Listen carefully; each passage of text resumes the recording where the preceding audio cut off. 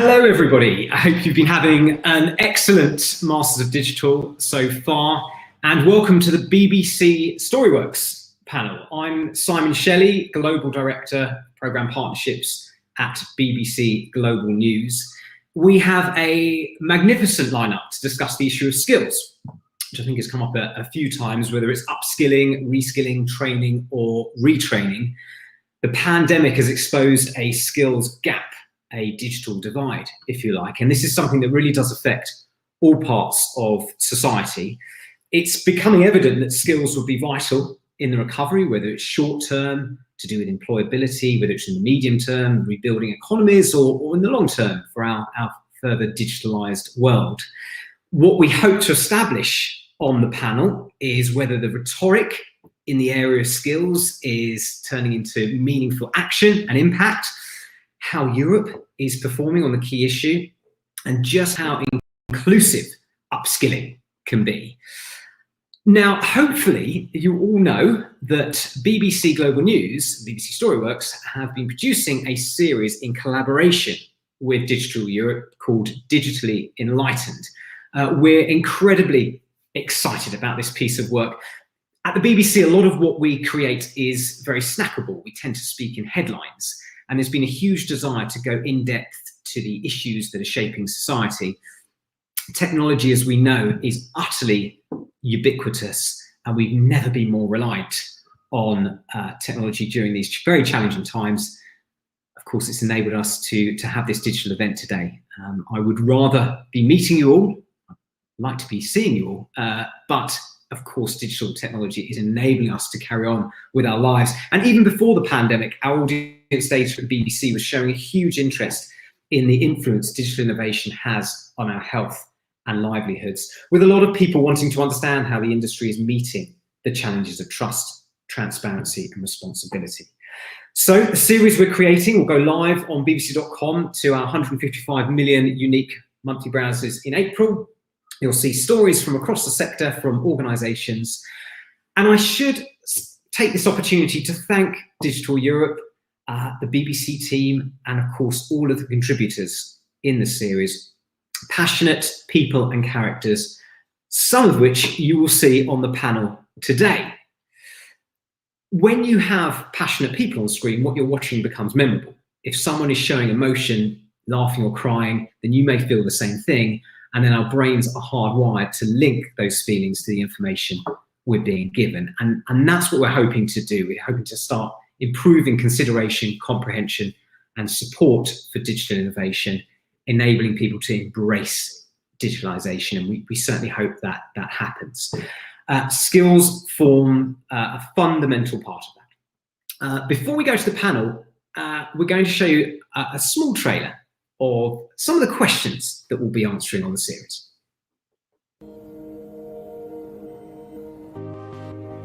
The fourth industrial revolution marked a fusion of the boundaries between physical, digital, and biological worlds. Digital technologies such as artificial intelligence, robotics, and the Internet of Things disrupted industry as we know it. It changed the way we live our lives. But no one could have predicted the impact of the COVID-19 pandemic. We face unprecedented challenges to our collective health, security, and survival. Yet despite all of this, we emerged with new ways to live, work, and thrive. And through all of this, digital technology is providing a lifeline, the thing that's keeping us connected to the things that matter. 77% of companies now say they've accelerated their digital transformation plans. Before the pandemic, we knew that 52% of the workforce needed to be reskilled over the next 5 years. But now we have shifted gears into that future. Technological, cognitive, and new creative skills will account for nearly half of work activities by 2030. But how else will digitalization shape our work? How can we be more inclusive? Digital technologies could cut 20% of global CO2 emissions by 2030. Will this digital revolution turn into climate action? How are consumers' attitudes towards privacy changing? How do people feel about cybersecurity? And in the wake of the global health crisis, how can we rely on AI and new technologies to better our response? The world has changed. Our digital future is now.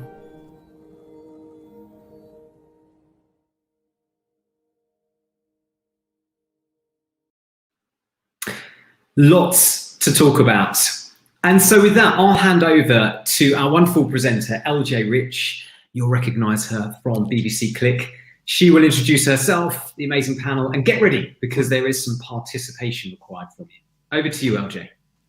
Thank you so very much, Simon, and good afternoon, everyone. Yes, prepare to be digitally enlightened with just 40 minutes of your time. That sounds like excellent value to me. Nice to meet you. I'm LJ Rich, BBC Click presenter and AI music artist, and today moderator of this formidable panel. Audience, speakers and organisers, we are honoured to have you. After I introduce our brilliant speakers, you're going to be invited to take part in the first of 3 polls during our time together. And you'll even get the chance to ask our panellists questions through the chat. Yes, as Simon says, interactivity is heavily encouraged for this session. So whilst you're excited about that, let me introduce you to 4 more reasons to be excited. Welcome, please, the Director of Tech Ireland, Una Fitzpatrick. Hello. And the Director of Politics and Communications, E.T. Branchen, Mette Lundberg. Hi. The CMO of Code Call, Anna Forenzi. And the Business Consumption Director of Intel, Norberto Carrascal. Hello, everybody. Thanks for joining us. And please relax and take in the view as we open the polls to ask the first question. You should be able to see it now. Hopefully. And the question is actually about your own confidence with technology. Audience, how comfortable are you with technology? How confident are you? Are you at A, I use it only when I have to? B, more confident since the COVID outbreak? C, attached to your smartphone? D, unofficial tech support for family and friends? And E, real-life software developer? And we're just going to give you a couple of seconds to just get into the feel of things. Thank you, audience. We love how responsive you are already. And whilst we are tabulating your results, you'll be happy to know we'll be skipping those boring introductions. And instead, we'll be starting with a question to each of our panellists. And then after that, a little more conversation. And then we'll open the floor. So feel free also to put your questions in the chat. It will be a pleasure to see how many we can fit in to put to our brilliant panellists. Thank you. So you've done incredibly well on the warm-up poll today, and I'm just awaiting the results. I think we've had enough time. I don't actually know. What could it be? I can just ask our panellists briefly, on a scale of 1 to 10, can you show me how high your hand is with how confident you are in digital skills and technology? So here is, I can just about work the TV, and up here is, I know Xcode back to front and all the shortcuts. Whereabouts? Can you put your hands roughly where they'd be? Someone? That's pretty. I would expect that of our people here. Brilliant, good work. Thank you very much, audience, panelists, even for playing along. And I'm awaiting the results. Here we go. 10% are in the I use it when I have to, 17% real life software developers. So we're kind of around the D and E of 24 people attached to the smartphone, and only 2% are more confident since the COVID outbreak. Well, don't worry, you're in the right place, and thank you so much for taking part. Well, with that said, let's get going, shall we? And start with Una. Now, obviously, I'm looking forward to the day, one day, not having to talk about women in technology as an issue. But like many areas of work, there are still significant barriers to entry if you're female, which is ridiculous, isn't it? So let's start with what you and Technology Ireland are doing to support women returning to work and developing their career in digital. Thanks so much, LJ. And yeah, it's unfortunate that it's still an issue, and I do think there's a really good understanding, especially amongst industry now, of the value of having a multi-generational and diverse workforce. And I suppose one of the initiatives that I've been working on alongside colleagues in the Technology Ireland software SkillNet and our colleagues in SkillNet Ireland is around kind of addressing some of those barriers to women who want to join the sector but also want to rejoin. So we found through our research that approximately 70% of women in the tech sector do take career breaks. And throughout their careers, a lot of that is due to caring responsibilities. And I suppose it's the pathway of getting back into the sector that's really important. And we've had examples, the average is around 8 to 10 years that someone might be out of the sector, but we had one woman come back after 23 years. So it just goes to show it can be done, and that, with the right support and the right measures in place, we can get this talent back. And I suppose what those people bring when they come back into the sector, they bring obviously their own skills, but they bring life experience. And if anyone who's managed small children or managed a home, if you can do that, you can bring those skills to the workplace as well. So one of the programs we have is it's been going for over 4 years now, is Women Reboot. So that's people who have originally have a background in the tech sector, have taken time out and have come back in. And it's a real industry and kind of government funded collaboration in that it's industry designed, industry involved in terms of the selection process, in terms of program delivery, and also providing work placements. And those the 6-month work placements have very often led to kind of full-time roles. And we've had really great success in terms of the numbers coming through those programs. And 97% of the women who've gone through that program have been hired within 6 months of completion. So it's a really, really positive story, and I suppose it's kind of giving hope and a way back in. And one of the other programs that we've looked at is Women Tech Start, and I suppose that's again, for anyone who's in other sectors who kind of said, I'd love to get into tech, but how do I do it? I've already kind of built up my career, be it maybe retail or hospitality, and obviously certain sectors are really impacted by COVID now. So very swiftly, when kind of COVID hit, we moved a lot of those programs online in terms of kickstarting women's digital careers with a lot of training, coaching. Coaching is a really strong element of this, because very often women can feel like, oh, it's not really the place for me, or how will I fit in? And I think having that kind of mentorship and support can really help shift the standards and help, I suppose, hiring managers to look at people from maybe diverse backgrounds as well. Brilliant. Thank you. Yes, shifting the balance is what we're all about here right now. So thank you, Una. Next up, we have Mette, who works with many young people who use technology all the time.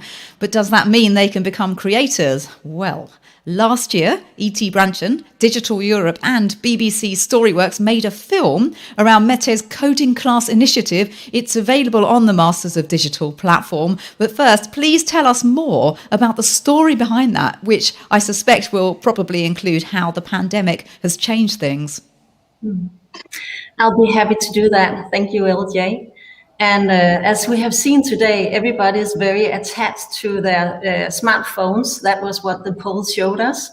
And the same goes for our children. Our children are heavy users of technology and really hard to almost physically separate from their smartphones.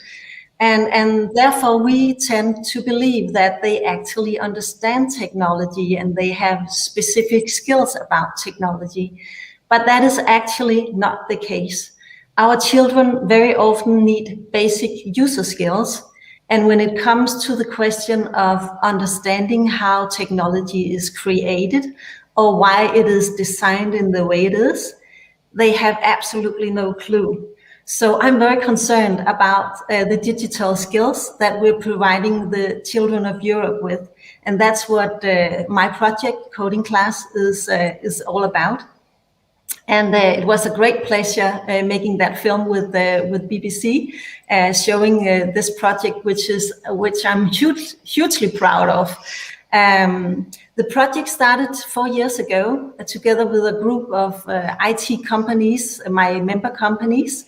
We shared a common concern that our children were not given the right skills in school. It was a very old-fashioned and traditional attitude towards technologies in school.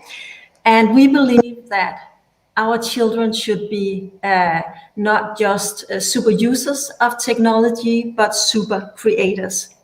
And we decided, we had talked about this for a long time, and we decided it was time to stop talking and take action.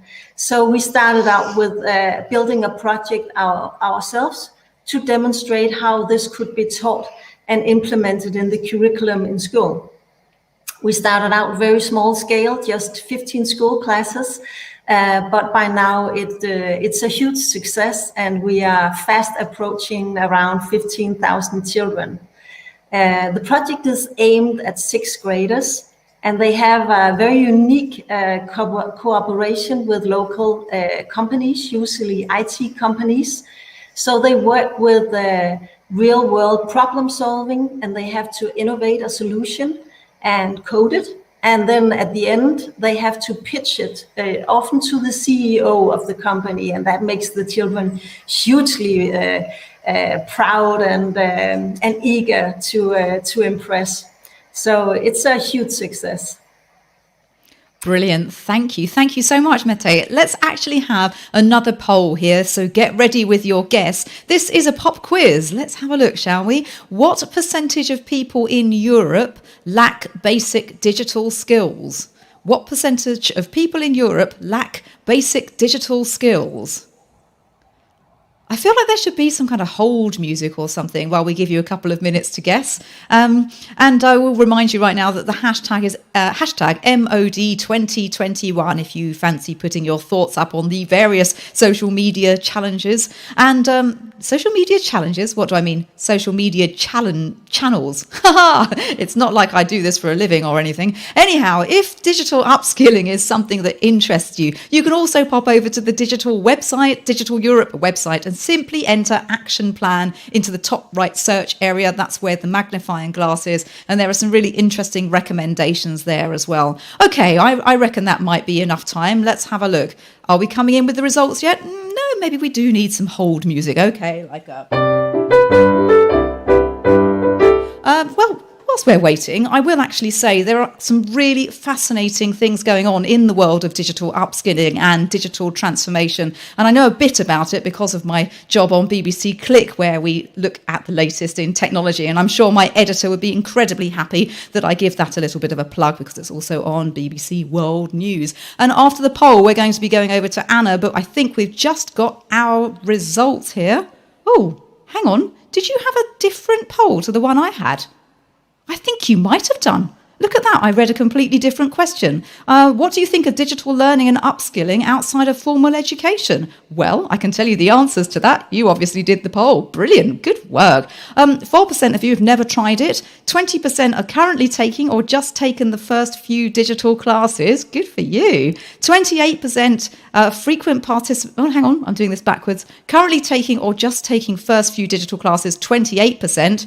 And a frequent participant in digital classes, 43%. My goodness, the majority of you there are people who are quite familiar with online courses. Good work. And 4% of you actually create digital online courses. Amazing. Absolutely fascinating. Well, thank you very much for that. And I apologise for reading the wrong question. Oh, well, you know what? It doesn't matter. We're all here to learn. That's the main thing. And let's go over to Anna now, because we are going to talk next about the unfilled vacancies for ICT professionals in Europe. And at the same time, there's a lack of diversity among the ICT workforce. So we are missing out on incredible potential here.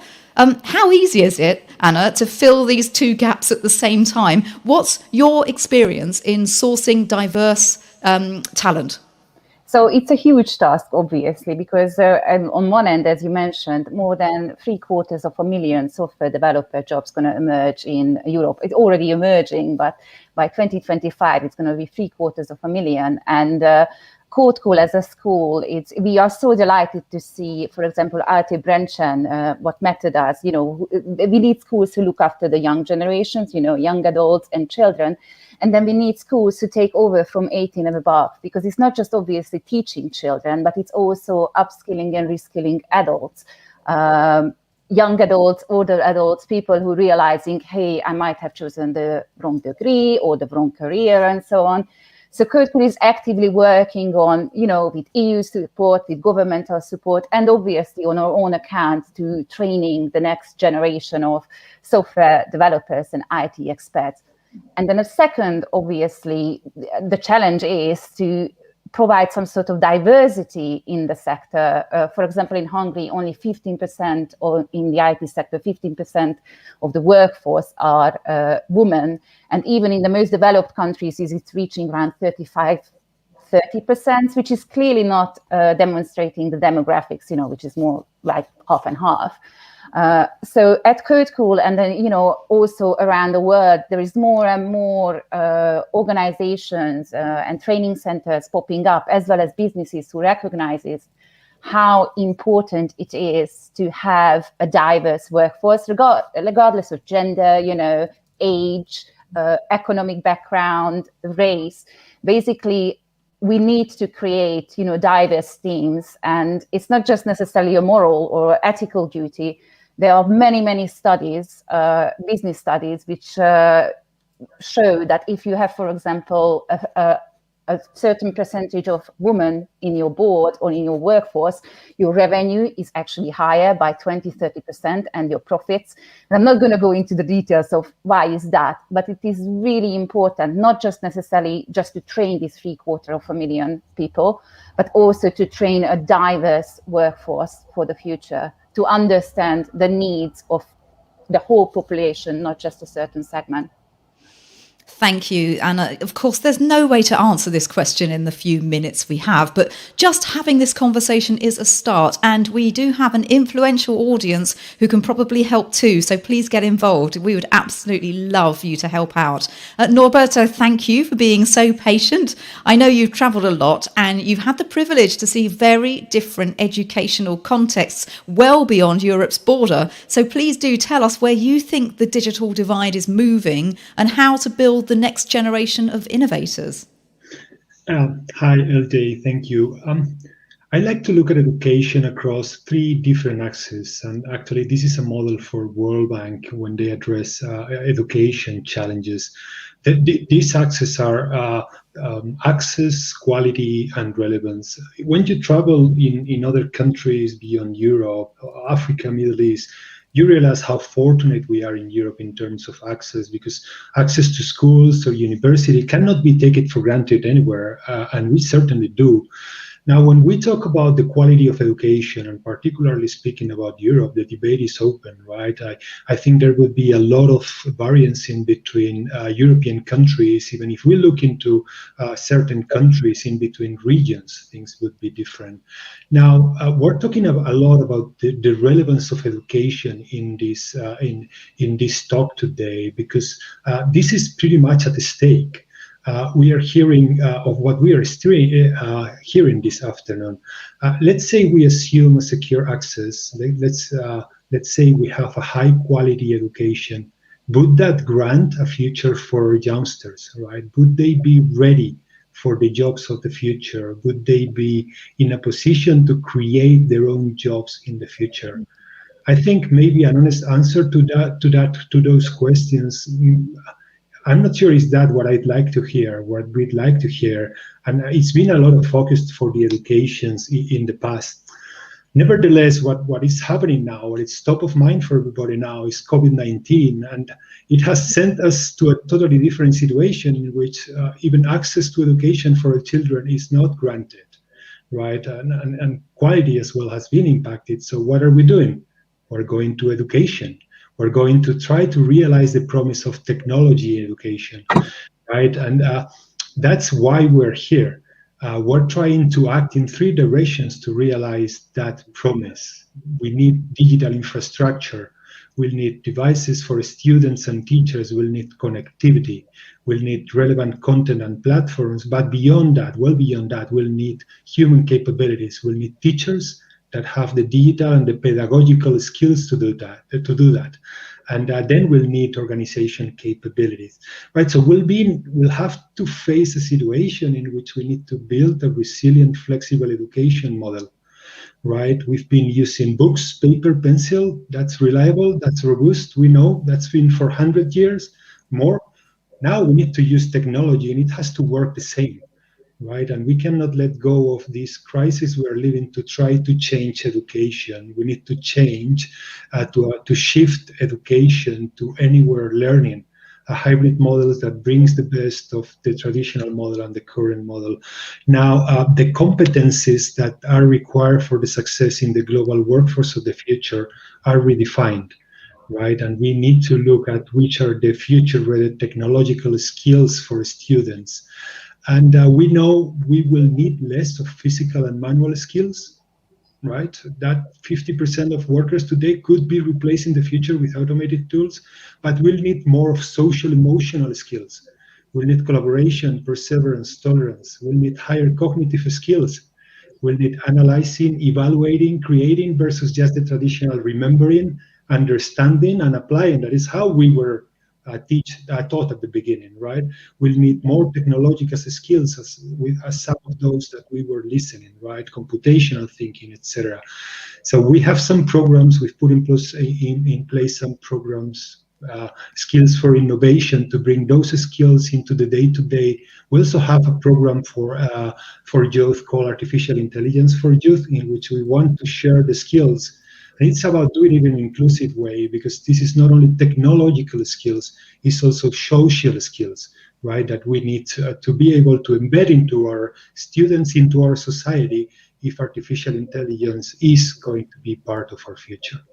So hope that was a good answer, LJ. Yeah, of course. Thank you so much. Well, thank you, panelists, for your opening comments. And it's a brilliant time to remind you, audience, you can explore the Expo section of the event platform. Lots of interesting things to discover, including the Danish coding class video featuring Mette. Okay, well, we do have some questions coming in already. Thank you for that. Keep them coming. And we'll start with a question that I've got, actually, as one of the many people homeschooling. Remote learning has so much potential. So what can we do that's more than just watching a teacher a bit farther away?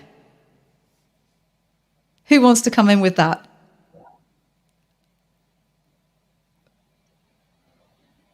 Quiet.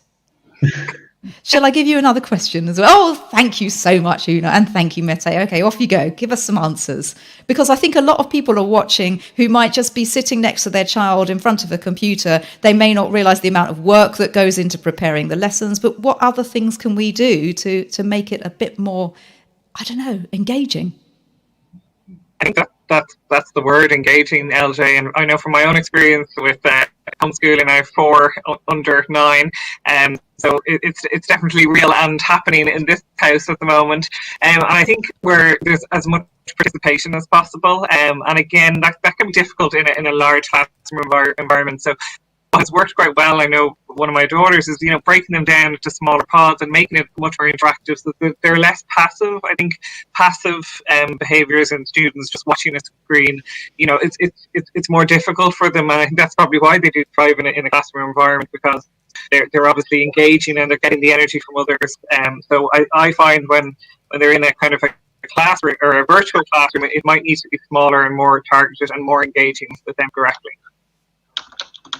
Thank you. And Mette, what were you going to say?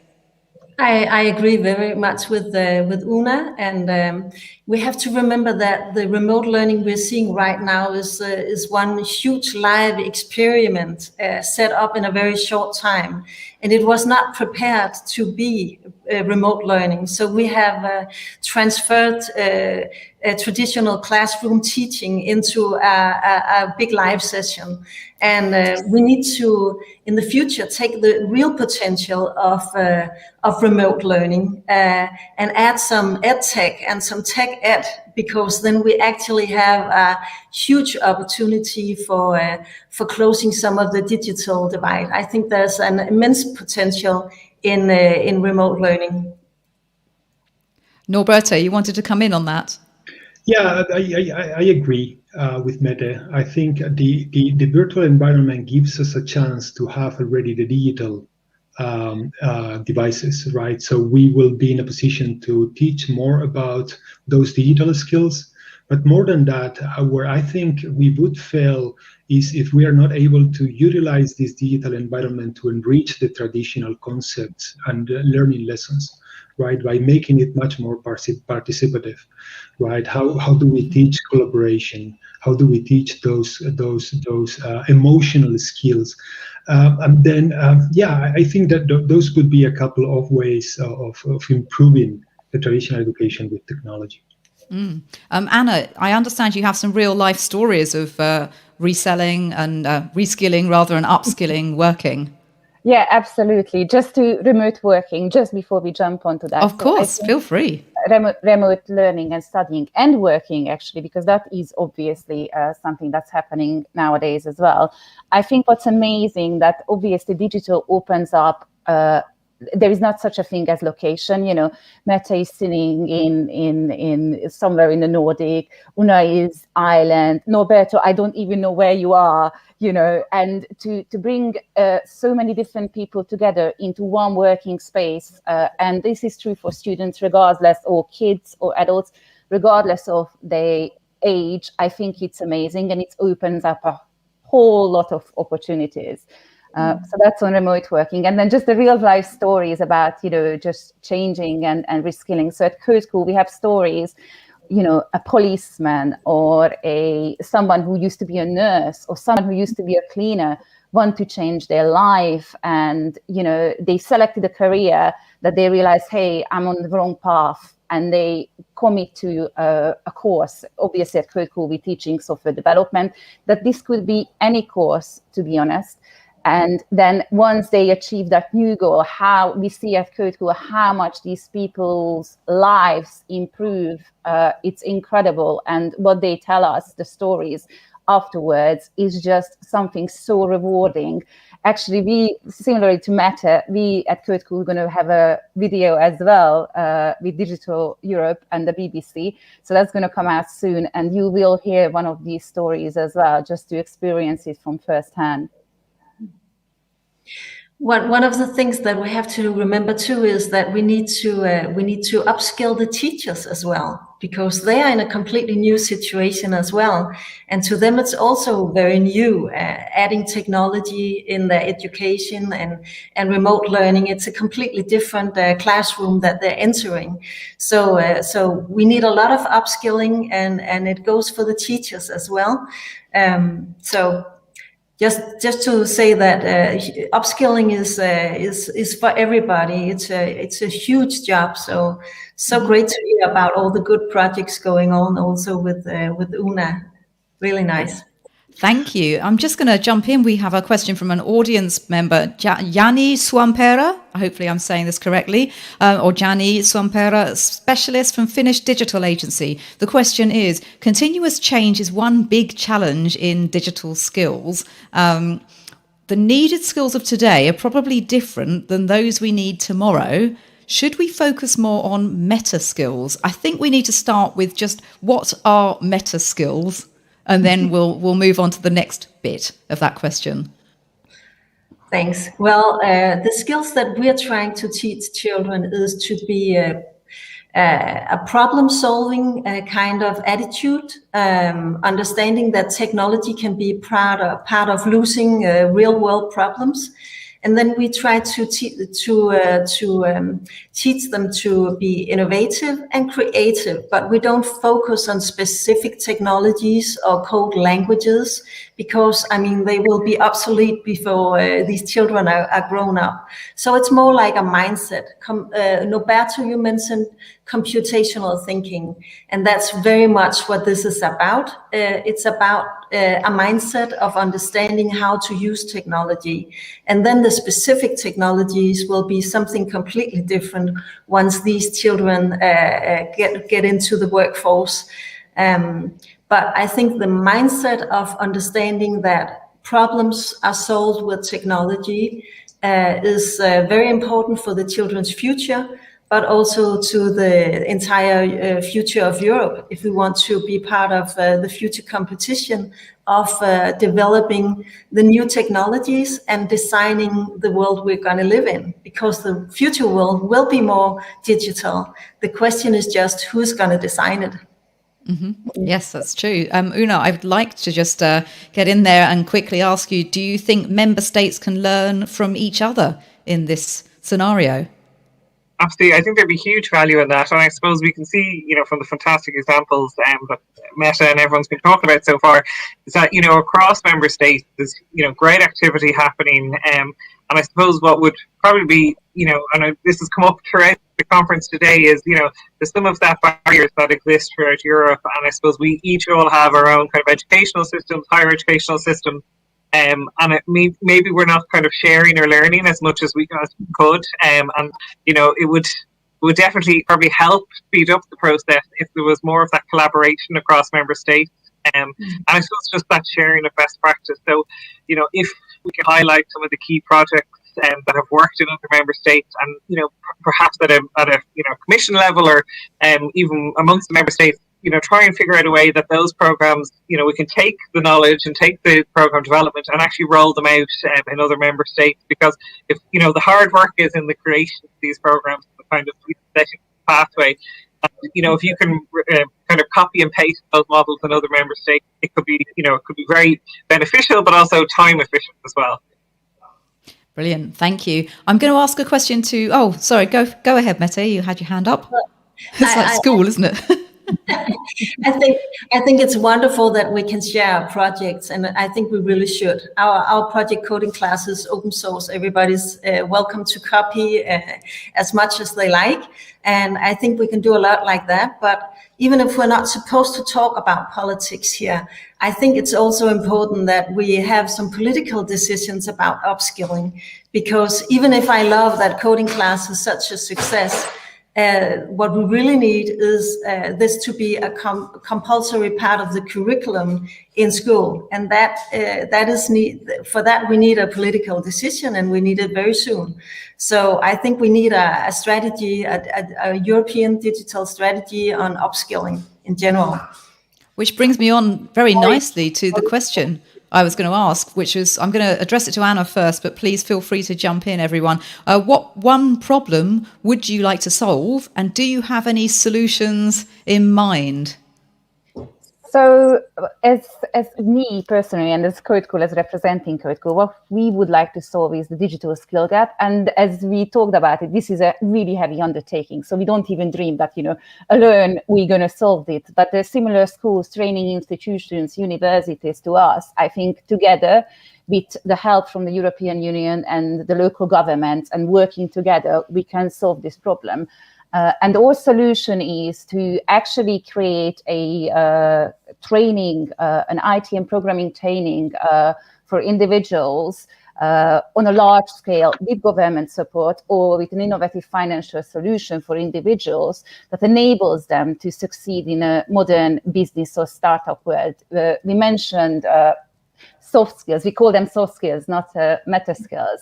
But the soft skills are as much important in this process as the hard skills, which are the programming languages and so on, as these languages are changing all the time. Obviously, what we like to and teaching to our students is how to learn, how to be open to transformation, how to change, how to actually obtain knowledge, not necessarily just teaching them JavaScript and PHP. There are, plenty of schools who do that. We're more so teaching them how to operate in this post-industrial environment.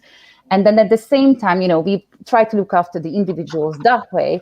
And at the same time, we're helping businesses to have an access to a pool of talented and very capable individuals throughout our alumni and students in the schools, to make sure that they can meet, these businesses and corporations or governments, they can meet with their digital agenda and have a workforce which can actually take us to the future. Because we can sit here and dream, this would be nice, that would be nice, we imagining robots walking everywhere and so on, or not, or, beautiful apps. But there are a workforce who needs to make this a reality. And this is where CodeCool is trying to help. Brilliant, thank you. And Norberto, I know that you know a little bit about the digital skills gap. How do you think we can overcome this together?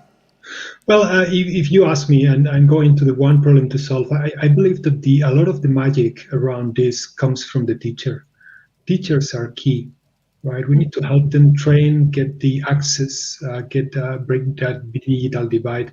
They can be the way of cross-pollinizing across. We've been talking about what can be shared in between states, is what can be shared in between teachers to allow schools and regions and country to learn from themselves, because we need to create content, and that they can do that. And we need to excite the pupils, the students. They can do that, right? They need to bring from the traditional remembering into analyzing, into creating. That's the path. That's the teacher along that. Now, we need to put them at the center from my point of view. Brilliant, thank you. I've got a question from Frederick Sedelin. How about upskilling citizens? Do we upgrade and use national systems of educations? How do we bring 30, 40 and 6-year-olds back into school? Or do we leave it to private sectors such as employers or Google Academy? Does it matter how we do it or just that we do it? Anyone want to come in on that? Una, go ahead, Una.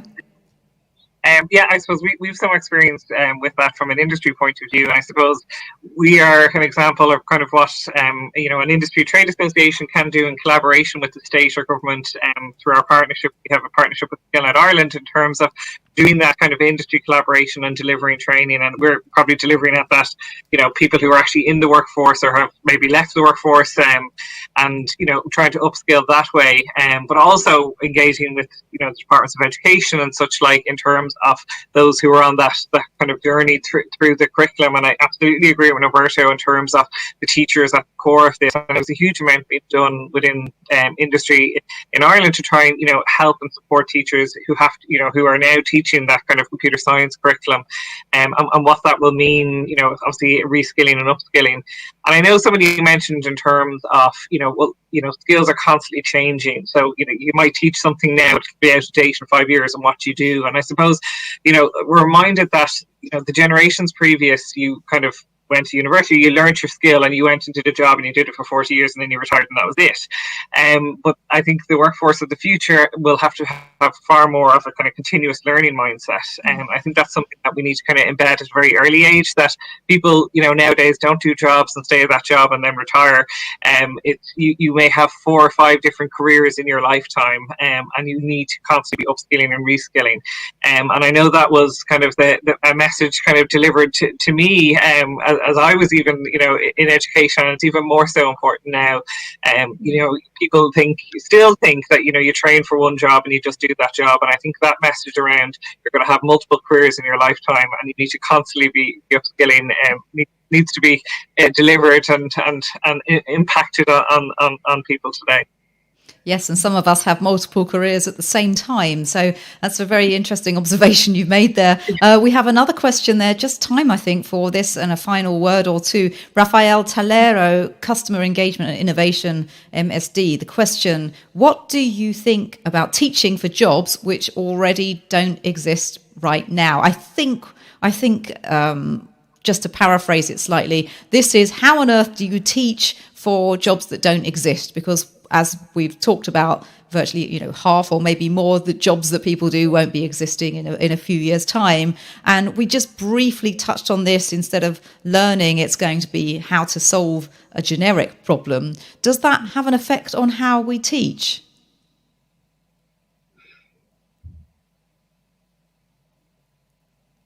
Who's going to come in on that? Brilliant. I can see Anna. I think Meta was waving before me. So. Oh, that's fine. You go ahead. Can do it. You can just speak at the same time. We'll work it out. Yeah. Oh, gosh. Okay, Anna first, then Mete, please.